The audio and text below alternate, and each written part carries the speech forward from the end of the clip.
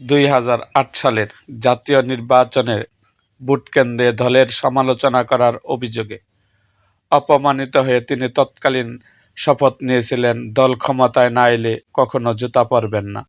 এরপর থেকে রোদ-বৃষ্টিতে, কাদা-ধুলোয় খালি পায়ে গ্রামে গ্রামে রাজনৈতিক কর্মকাণ্ড চালিয়েছেন।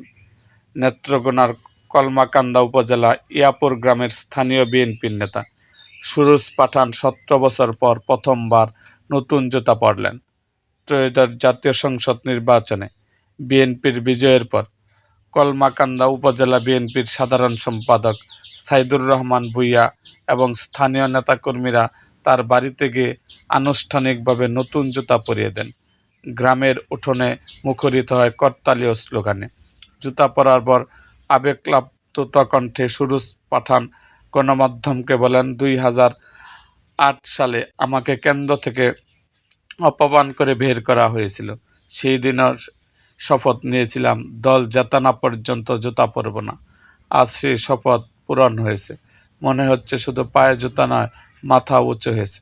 উপজেলা বিএনপির সাধারণ সম্পাদক সাইদুর রহমান ভূঁইয়া গণমাধ্যমকে বলেন, সুরুজ পাঠান আমাদের দলের প্রতি ত্যাগ ও একনিষ্ঠার অনন্য উদাহরণ।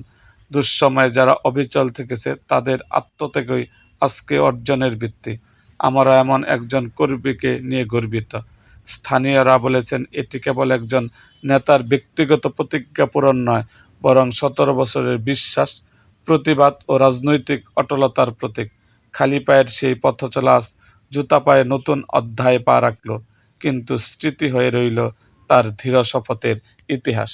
এরকম আরও ভিডিও পেতে আমাদের মুক্তাগাছার ইতিহাস মিডিয়া ইউটিউব চ্যানেলটিকে সাবস্ক্রাইব করুন এবং পাশে থাকা বেল আইকনটি বাজিয়ে দিন।